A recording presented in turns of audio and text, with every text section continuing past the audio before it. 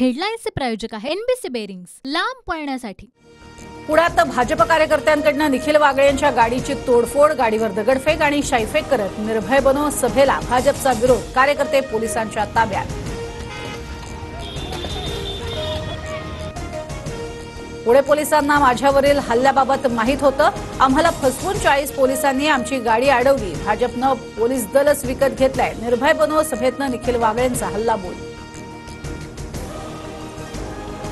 हल्ला होणार असल्याची कल्पना आम्ही निखिल वागळेंना दिली होती, मात्र वागळे पोलीस सुरक्षा न घेता खासगी गाडीतनं गेले, पुणे पोलिसांचं स्पष्टीकरण।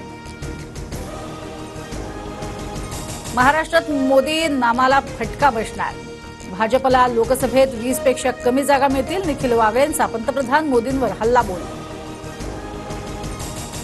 कायदा सुव्यवस्था हातात घेणारा कोणीही असो कारवाई करणारच, गृहमंत्री फडणवीसांचं वक्तव्य। मात्र भडकाऊ वक्तव्य करणं, सर्वोच्च नेत्यांवरती टीका करणं चुकीचं, वागळेंच्या टीकेवरून फडणवीसांची प्रतिक्रिया।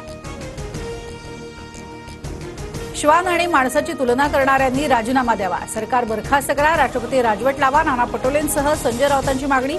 तर नाना पटोले आज राज्यपालांनाही भेटणार। नव्या काळात अँटेलियासमोर बॉम्ब ठेवण्यात आला, गृहमंत्री 100 कोटींच्या आरोपावरून जेलमध्ये गेले, त्यावेळी राजीनाम्याची मागणी का नाही, फडणवीसांचा विरोधकांवर पलटवार। बाळासाहेब ठाकरेंना भारतरत्न मिळायला हवा, मनसे अध्यक्ष राज ठाकरेंची फेसबुक पोस्ट करत मागणी। मनोज जरांगे आजपासून उपोषण करणार, अधिसूचनेच्या अंमलबजावणीसाठी जरांगे पुन्हा आक्रमक, सरकारच्या भूमिकेकडे लक्ष।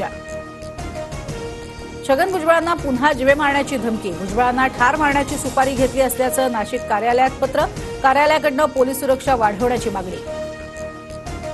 आज संसदेच्या अधिवेशनाचा शेवटचा दिवस, संध्याकाळी 5 वाजता संसदेत पंतप्रधान मोदींच्या निरोपाचं भाषण, निवडणुकीपूर्वी मोदी काय बोलणार याकडे लक्ष। हेडलाईन्सचे प्रायोजक आहे एनबीसी बेरिंग्स, लांब पळण्यासाठी।